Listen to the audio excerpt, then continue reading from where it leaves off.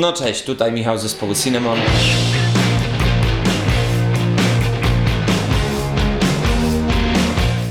Jak ten czas szybko leci. Witajcie w kolejnym jubileuszowym, bo już 7. odcinku mojego programu o filozofii, lifestyle'u i sprzęcie gitarowym. Na początek trochę lifestyle'u. Otóż kupiłem sobie ostatnio różowe buty.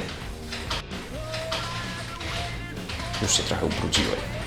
A teraz o sprzęcie gitarowym. Nie będzie ten odcinek takim bezczelnym product placementem jak ten ostatni o Fenderze Mustangu, ale nie zapominajcie, gdzie się znajdujemy. Nie zapominajcie też, że gram na strunach Elixir. I tak, jest to mój pierwszy youtuberski deal reklamowy.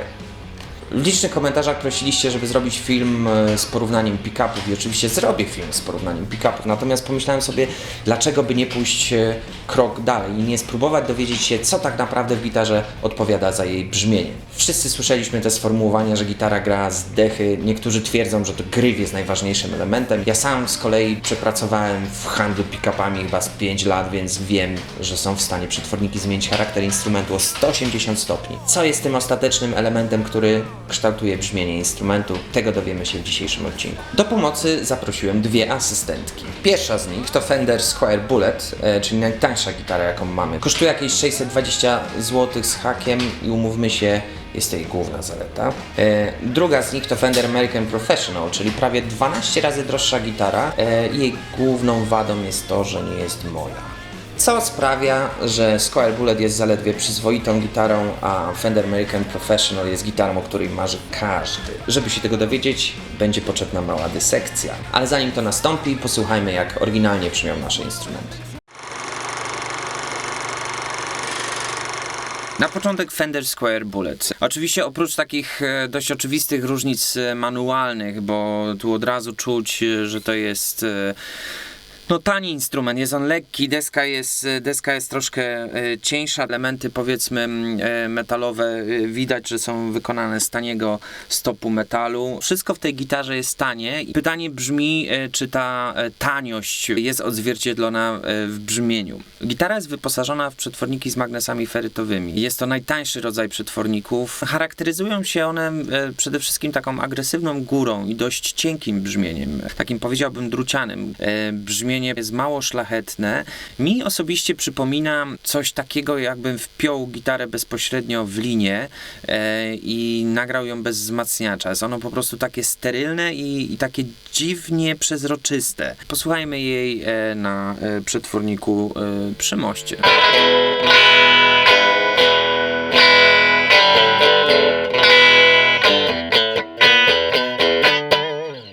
Bardzo kuje w uszy, ten wzmacniacz jest niskiej mocy, on już nawet na tym ustawieniu głośności, które jest stosunkowo niewielkie, w dość dużym stopniu kompresuje i sprawia, że jest brzmieniem mniej kujące, a jednak jest to brzmienie absolutnie druciane i cieniutkie. Jest ten pick-up mostkowy bardzo agresywny. Spróbujmy na innych pick-upach.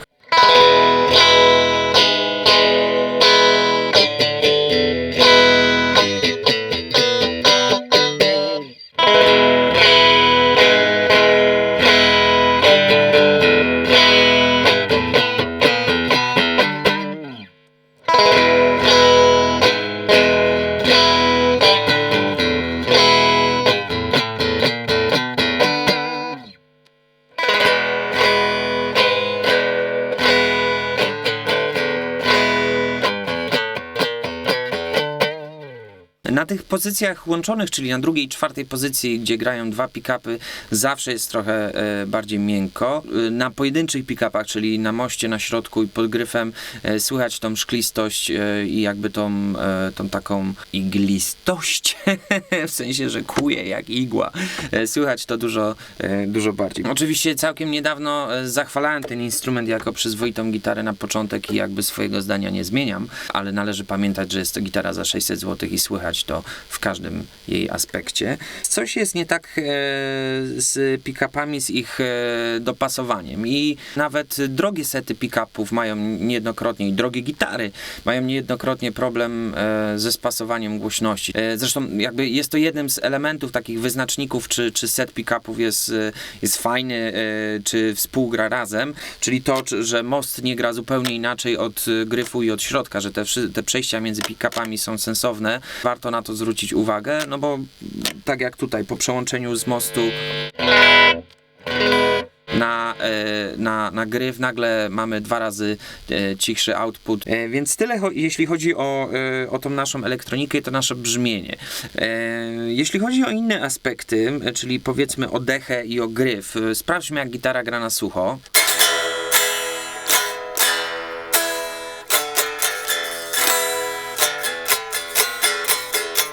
Nie gra źle, jak się dotyka korpusem tutaj ciała.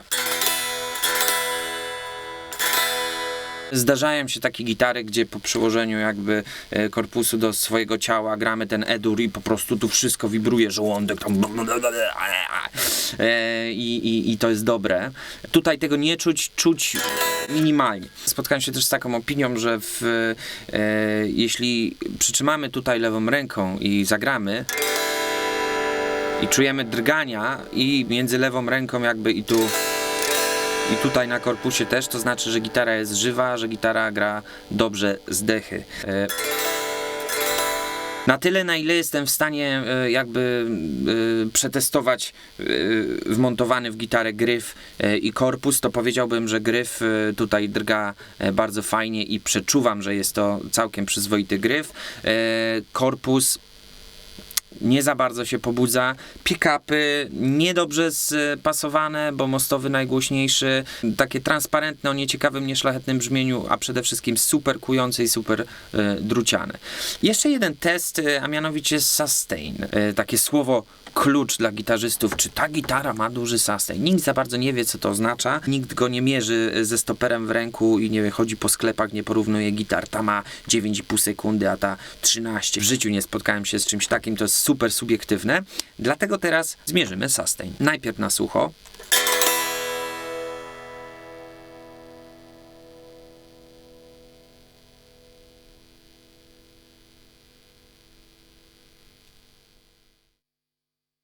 A teraz na wzmacniacz.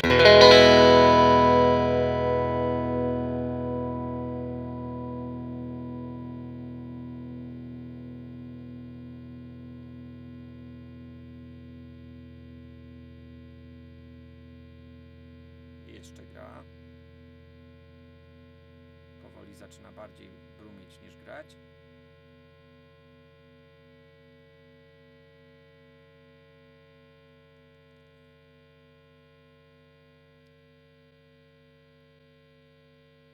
Wydaje mi się, że to było chyba z 40 sekund. Jestem cholernie ciekaw, ile minut będzie grał American Pro. Oczywiście czuć od razu, że mamy w ręku drogi instrument, jest fantastycznie wykończony, wszystko się zgadza z tą gitarą, jest troszkę cięższa, jest czuć, że coś tutaj siedzi z nami. Gryf jest cudowny w dotyku i wszystko rewelacja. To są oczywiście takie oczywiste aspekty różnicy cenowej, tak samo jak stopy metalu, czy jakość potencjometrów, czy jakość elektroniki. W Squire'ze Bullecie ten potencjometr dopiero teraz to czuję po przesiadce na ten instrument, ten potencjometr głośności chodził strasznie topornie.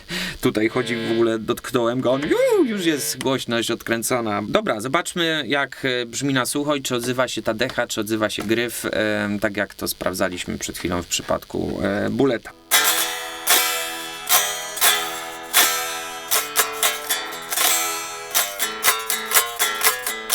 Nie czuć go też na brzuchu. Czuję, jak przykładam prawą rękę do niego. Ewidentnie drga. Aż muszę sprawdzić. Powiedziałbym, że bardziej drga korpus w Bullecie niż w Fenderze American Professional. No ewidentnie czuć, że gryf też drga tutaj, natomiast ponownie wydaje mi się, że w Bullecie drgał znacznie mocniej. Ej. Tak, w Bullecie gryf drga mocniej. Niewykluczone, że składając z tych dwóch gitar jednego Frankensteina uzyskamy jakiś po prostu przepotworny, zajebisty instrument, że nagle Fender z gryfem Squiera zagra najlepszym soundem na świecie. Zobaczymy. I wydaje mi się też, że Bullet gra głośniej, sam z siebie zdechy. Tak, ma mniej basu, jest taki mniej zrównoważony, słychać więcej górnych częstotliwości, ale jest generalnie głośniejszy. Tutaj mamy tak jakby obcięte górne częstotliwości, jest bardzo wyrównane pasmo, jest taka milutka ta gitara w brzmieniu, ale gra ciszej. Czas na testy elektryczne, czyli na pick-upach.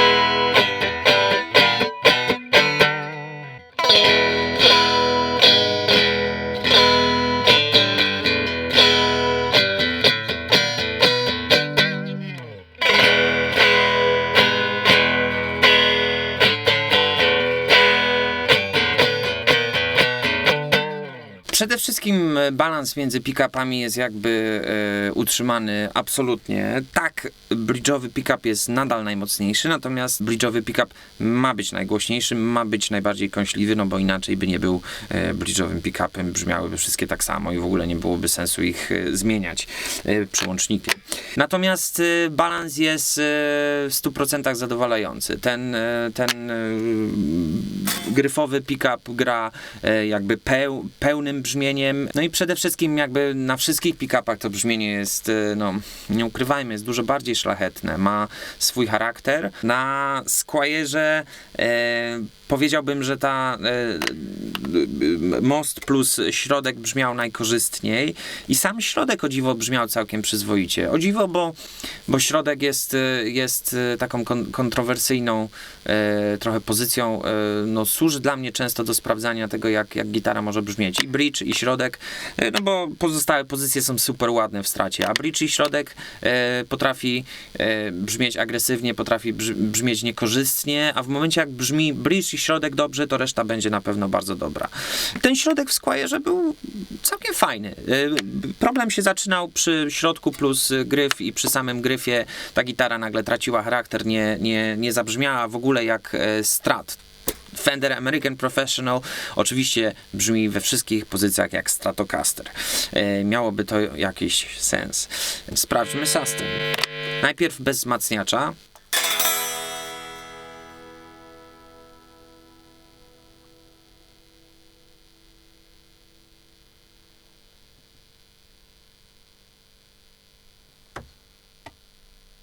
Tyle.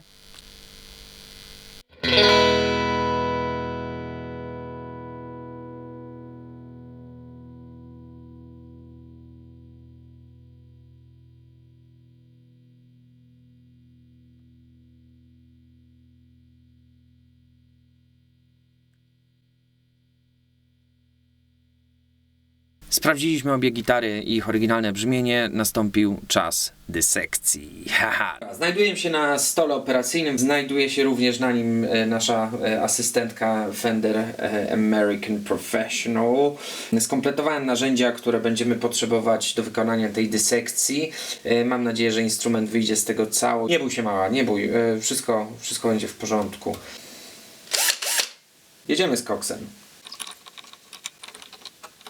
Zacznijmy od gryfu, jako od tej części, która wydaje mi się, że będzie stosunkowo mniej słyszalna niż zmiana pick-upów. Wydaje mi się, to jest taka teza, że zmiana pick-upów będzie najbardziej odczuwalna, w związku z tym zostawimy sobie ją na koniec, ale być może się mylę, być może to gryf i zmiana gryfu spowoduje, że charakter instrumentu się zmieni. Oto i on, gryf. Zaraz sprawdzimy, jak będzie grał w Squire'ze. Muszę przyznać, że jestem cholernie ciekaw wyniku, ponieważ na ucho czy na dotyk Squier drgał bardziej, miał dłuższy sustain również. czy po wymianie na przykład gryfu albo z fenderowskim gryfem, czy będzie to jakaś fantastyczna gitara, czy nic się nie zmieni, czy ten sustain się zmieni, czy brzmienie się zmieni. Jej, tyle czynników. Mamy 2 gryfy i robimy zamiany. Squire'ze, oto twój nowy gryf. Jesus, cóż za tuning. Nie sądzę, żeby ktokolwiek na YouTubie miał Squire'a z gryfem Fendera.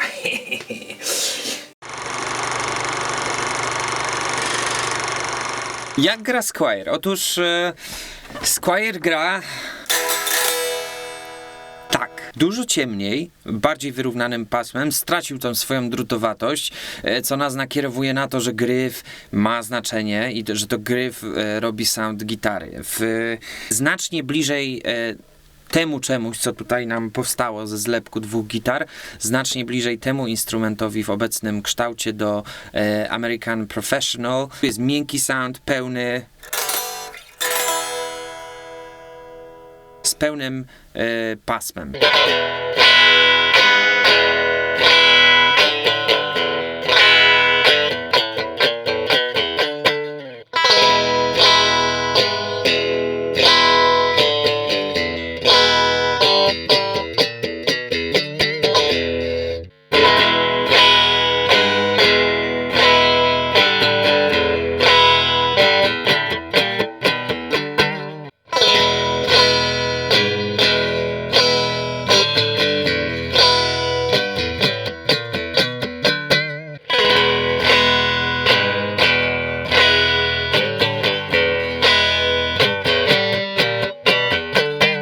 Nadal mostkowy pick-up jest super kąśliwy i dla mnie w ogóle nie do zaakceptowania. Natomiast wszystkie pozostałe pozycje brzmią bardzo dobrze. Nagle okazuje się, że nawet tanie chińskie pick-upy są w stanie zagrać całkiem przyzwoicie, nabierają jakiegoś charakteru po zmianie gryfu. No, troszkę można było się domyślać, że po tej zmianie gryfów ten droższy instrument straci, a ten tańszy zyska i w moim odczuciu tak jest. To znaczy ta gitara jest level up. Brzmi tutaj już wszystko naprawdę przyzwoicie. Można byłoby się zastanowić nad wymianą pick-upu bridge'owego, który brzmi kąśliwie. Ale pozostałe brzmią bardzo dobrze. Squier z gryfem Fendera amerykańskiego nabrał życia. Nie powiedziałbym, że to będzie możliwe, w tym sensie, że ten Squier wydawał mi się w jakiś sposób lepszy. Nawet poszedłem w przerwie do Rafała i mówię, stary, no jest problem, bo ten Squier właściwie ma lepszy sustain i decha lepiej wibruje i wydaje mi się, że będzie wypadał lepiej od amerykańskiego, ale nie jest tak. Ewidentnie gryf amerykański pomógł korpusowi Squiera. Jeśli chodzi o pick-upy,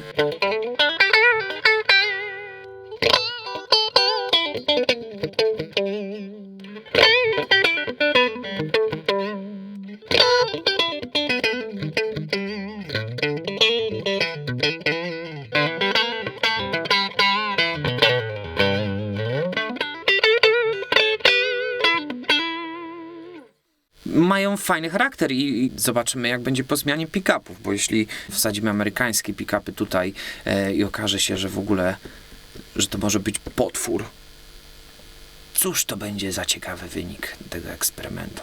Zobaczymy, jak sprawa wygląda z sustainem.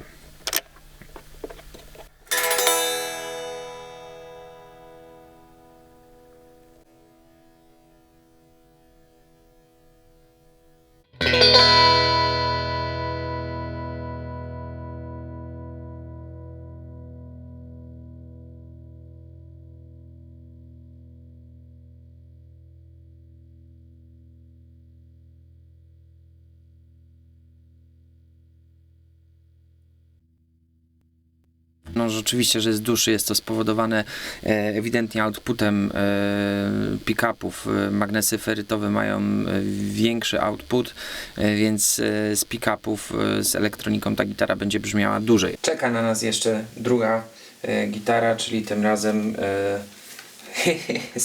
amerykański Strat z gryfem Squiera. Przepraszam, a to jest tak śmieszne i tak dziwne. Popatrzcie. Jak w pit stopie u Kubicy. I tak oto wygląda perwersyjny Frankenstein, czyli Stratocaster amerykański z gryfem Squiera z Indonezji. Zaraz zobaczymy, jak to brzmi. Jest to strasznie dziwne uczucie. Nie jestem pewien, czy gram na amerykańskim Stracie, czy na Squierze i nie wiem, co mam na ten temat sądzić. Gitara gra. Posłuchajmy jak. Wydaje mi się, na pierwszy rzut ucha, że jest troszeczkę jaśniejszy niż oryginalny Professional. Nie tak bardzo druciany jak Squier, ale jednak gra trochę jaśniej. Gra wydaje mi się też głośniej. Korpus drga trochę bardziej niż drgał wcześniej.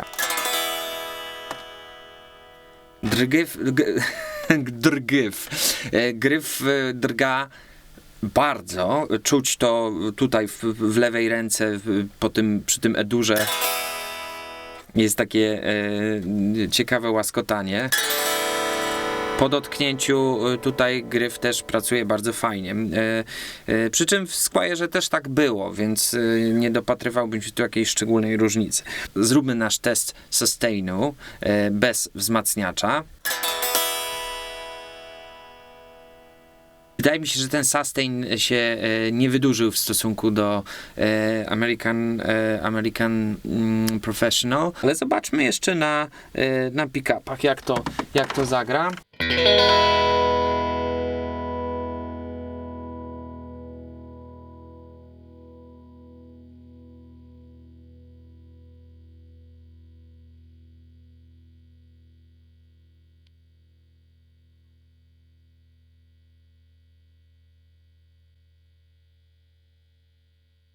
Wydaje mi się, że nie ma jakiegoś szczególnego wpływu gryf na ten sustain, ale zobaczymy pomiary czasowe i dowiemy się, jak wygląda prawda, a nie wydaje mi się.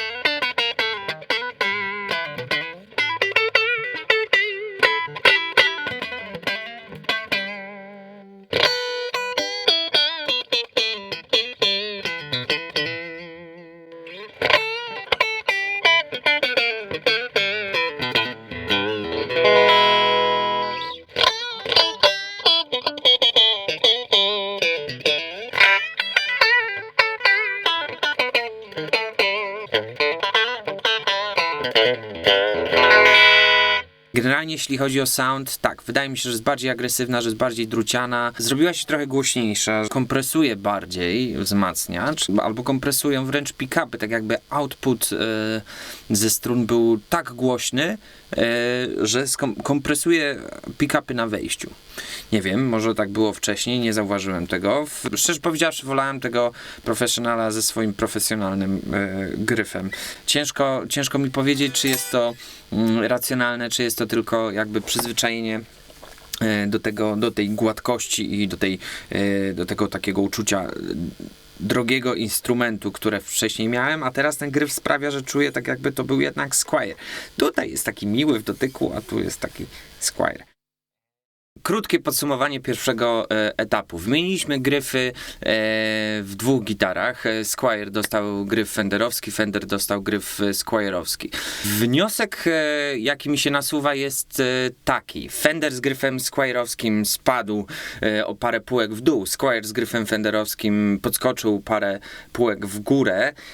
Wydaje mi się, że jeszcze się nie spotkały, w tym sensie, że Fender nie spadł tak nisko, jak żeby być Squierem, a Squier Squier nie podniósł się tak wysoko, żeby być Fenderem tym oryginalnym. Squier z gryfem Fendera stał się mniej druciany, gra pełniejszym brzmieniem, takim satysfakcjonującym i zdecydowanie bardziej szlachetnym niż poprzednio. Przypomina to normalną jakby nie tanią gitarę. Jest zdecydowanie fajnym instrumentem. Jeśli wymienić by mu pick-upy, niekoniecznie na jakiś tam super drogi model Fendera, ale przynajmniej nie na super tanie, ferytowe pick-upy z najtańszego Squiera, wydaje mi się, że mógłby być naprawdę porządny instrument. Na sucho brzmi ta gitara znacznie lepiej i spodziewałbym się po niej znacznie więcej na wzmacniaczu, a okazuje się, że te pick-upy ją jakby, tak mi się wydaje, że te pick-upy ją ograniczają. Fender z gryfem Squiera trochę się schamił. Wybaczcie, trochę się schamił. Trzyma się taką dziwną hybrydę w ręku, jest taki lekki mindfuck, bo widzisz i wiesz, że trzymasz Fendera, ale jednak ten gryf robi mu bardzo źle. Stał się dla mnie druciany i jakby taki bez charakteru. Squier z gryfem Fendera zdecydowanie tego charakteru nabrał. Czeka nas wymiana pick-upów. Sięgamy po naszą wkrętareczkę. Mamy płytkę z przetwornikami z Fendera Professional. Idzie do Squiera i odwrotnie to. No nic, przekładamy i zobaczymy, co się będzie dziać dalej. Jesteśmy z powrotem. W Squierze mamy pickguard z Fendera i gryf z Fendera. Nawet gniazdo jest z Fendera, natomiast korpus jest nadal Squierowy. Oczywiście, co można powiedzieć? Kupując same gryfy Fendera i korpusy Squiera, dałoby się je sprzedawać jako Fendery, tak mi się wydaje. Na sucho bez wzmacniacza nie umiałbym, wydaje mi się, rozróżnić tego instrumentu od oryginalnego amerykańskiego Fendera. Jest naprawdę fajny, ale dobra, zmieniliśmy pick-upy, więc słuchajmy brzmienia pick-upów.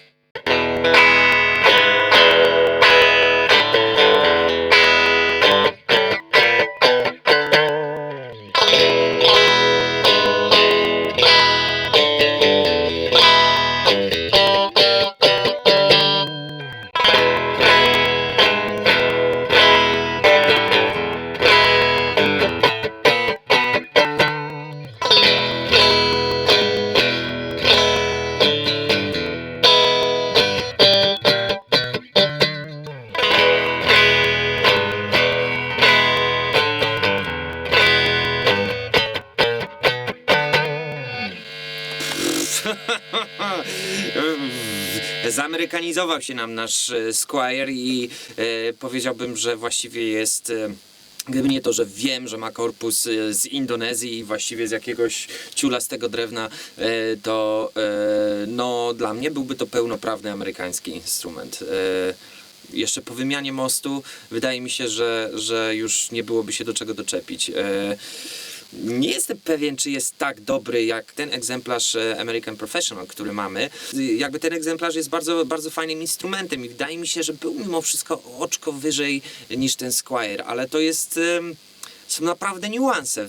Ja, jeśli miałbym tak grający instrument, dokładnie ten, no jarałbym się tym. Naprawdę fajna gitara. Na mostowym pick-upie brzmi pełnym, szlachetnym brzmieniem, dużo ciemniej niż na oryginalnych Squierowskich pick-upach, co jakby tylko utwierdza mnie w przekonaniu, że te chińskie pick-upy na ferytowych magnesach po prostu są fatalne i kłujące i to one odpowiadają za to fatalne brzmienie Squiera. Po wymianie na pick-upy, które kosztują pewnie ze 3 razy tyle, co cały Squier. Gitara brzmi pełniej, szlachetnie, balans między poszczególnymi pozycjami jest zachowany i wszystko jest jakby w porządku, nie ma się do czego doczepić.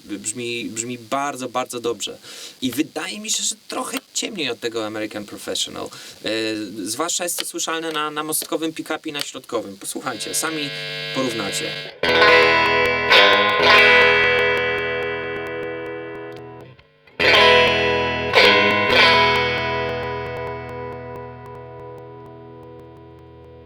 Jest to sound, który mi super odpowiada, nie jest kąśliwy w górze, jest fajny, mięsisty, okrągły.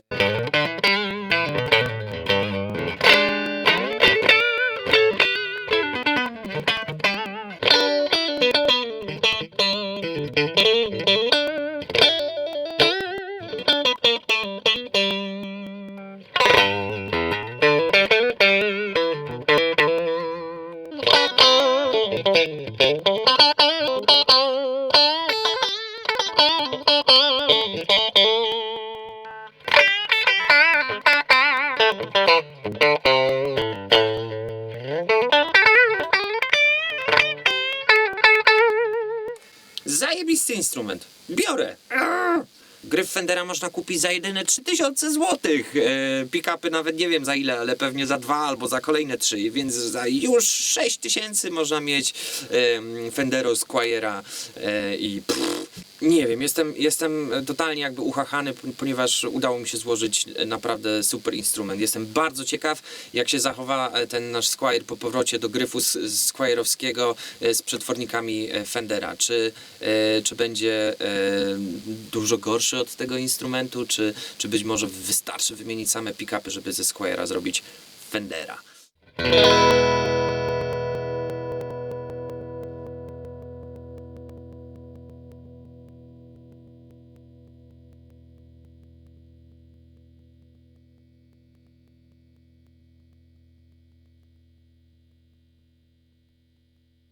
Może to subiektywne odczucie, ale wydaje mi się, że się wydłużył.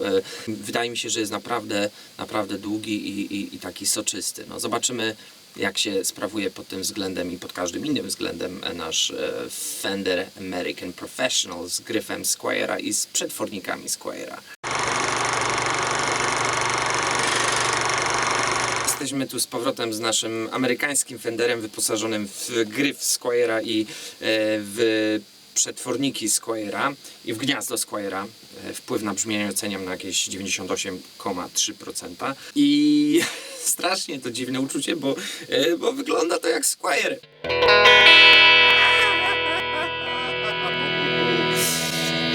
No cóż, grają tak jak można było się domyśleć, okropnie.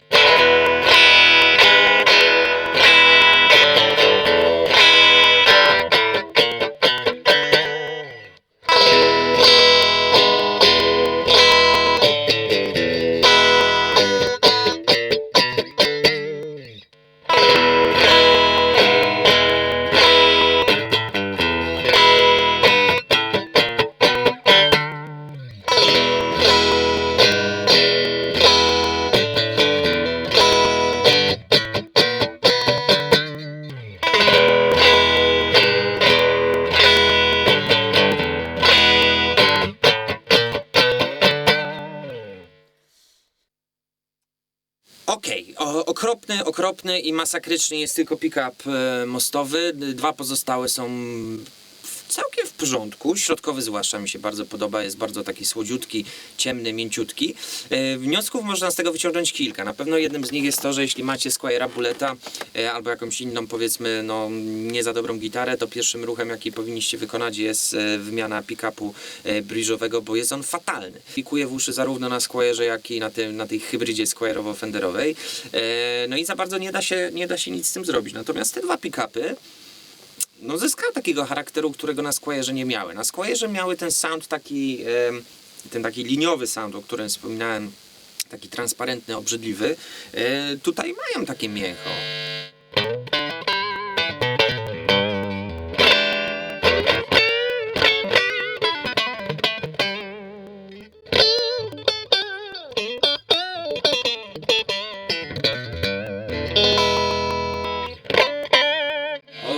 Bardzo głośny środkowy pick-up.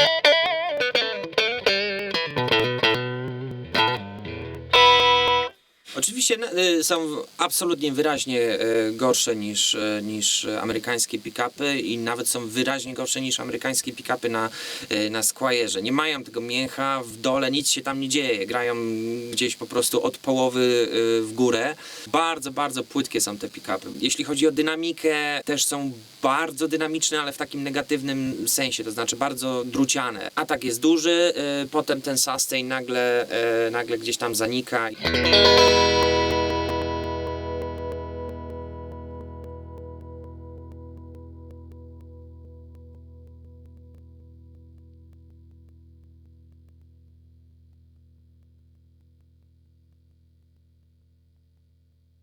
Pick-upy Squiera nie były w stanie doszczętnie zepsuć tej naszej hybrydy. Natomiast no, były w stanie zepsuć ją w dość dużym stopniu. Witamy ponownie, tym razem z powrotem z Fenderem, którego z czystym sumieniem można nazwać Fenderem, ponieważ ma zarówno fenderowski gryf, jak i fenderowski korpus. Natomiast pick-upy zostały squire'owskie i posłuchamy, jak sprawują się w całkowicie amerykańskim instrumencie.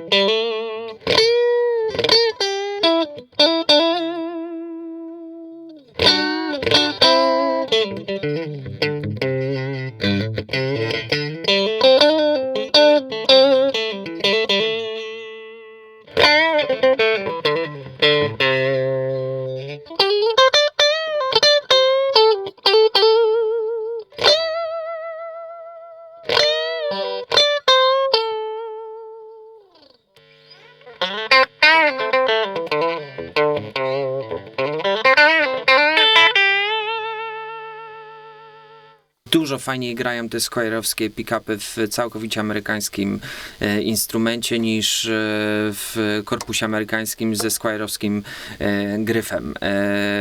Słychać zdecydowanie różnicę po powrocie do tego oryginalnego gryfu na korzyść i powiedziałbym, że nie są zachwycające te pick-upy, nie mają jakiejś szczególnej szlachetności, ale właściwie całkowicie w porządku gra ta gitara, nie jest jakaś rewelacyjna. Słychać, że pick-upami moglibyśmy jeszcze troszeczkę podratować, bo z deski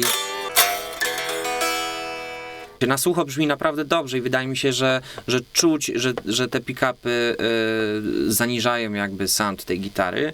Ten mostowy pick-up, który był przy squire'owskim gryfie, jakby nie do zniesienia, tutaj jest no już na granicy. Jeszcze nie jest to przyjemne i nie powiedziałbym, że to jest fajny sound instrumentu i fajny sound strata, no ale powiedzmy nie ma jakiegoś masakrycznego dramatu. Jest bardziej okrągłe to brzmienie niż przy squire'owskim gryfie, już nie tak kujące w uszy, ale jeszcze kujące, więc wyraźnie jakby ta konfiguracja temu instrumentowi służy. Fenderowski gryf z fenderowskim korpusem. Wyraźnie brakuje mu dobrych pick-upów. Porównajmy jeszcze ten sustain.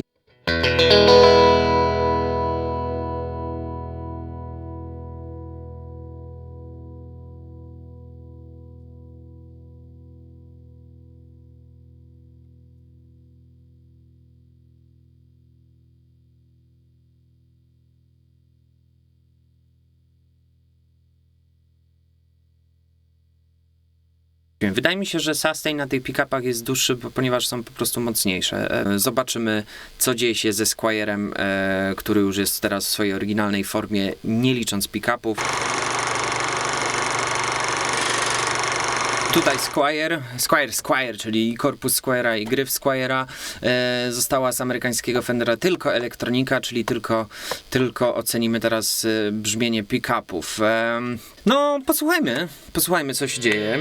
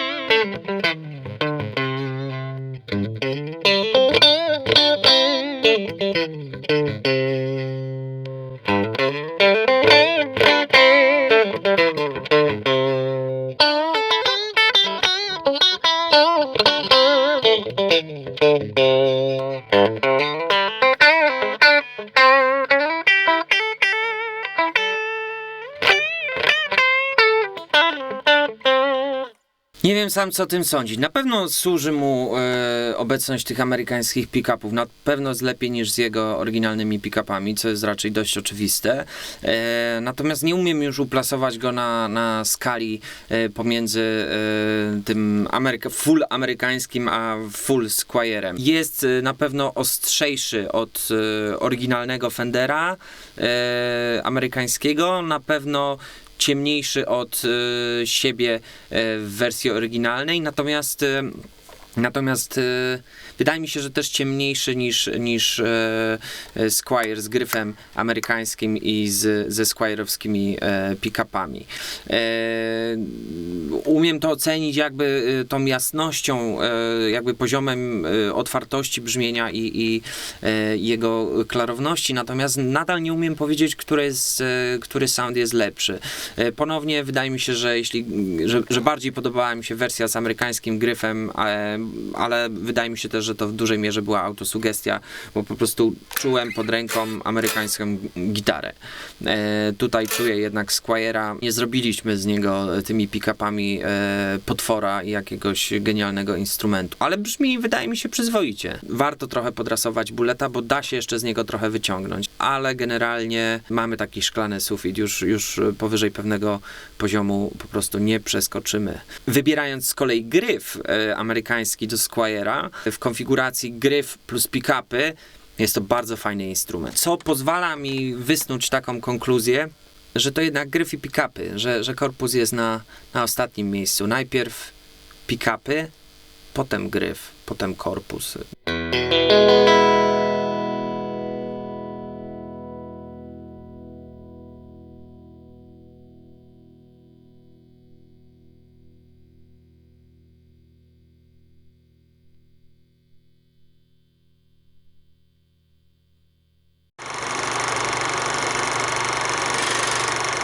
To my jesteśmy z powrotem na górze z naszymi oryginalnymi instrumentami.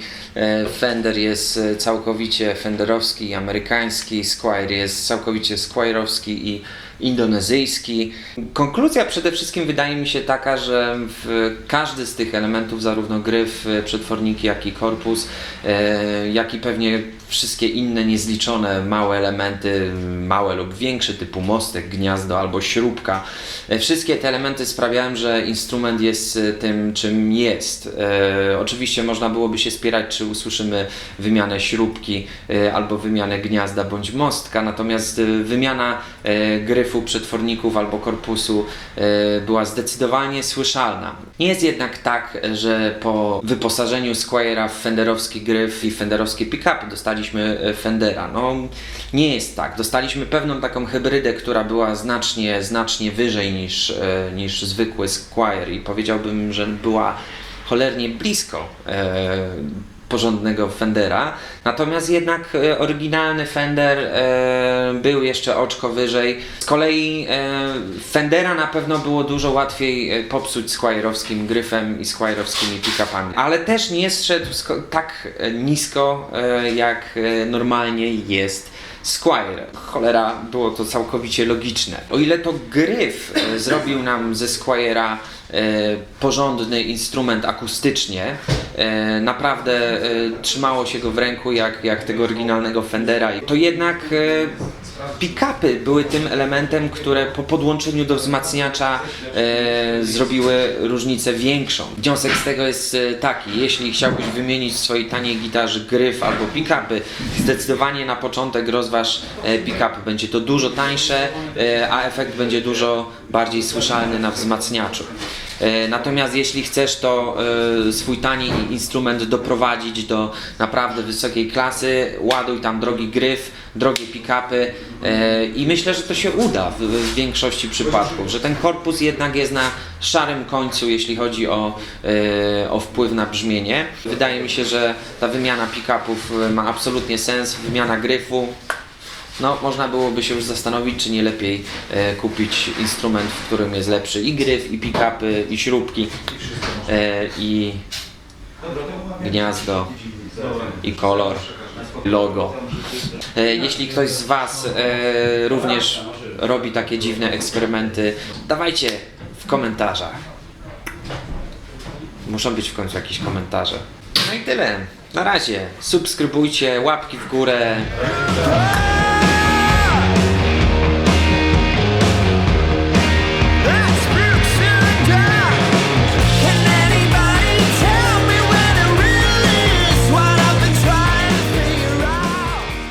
Papatki.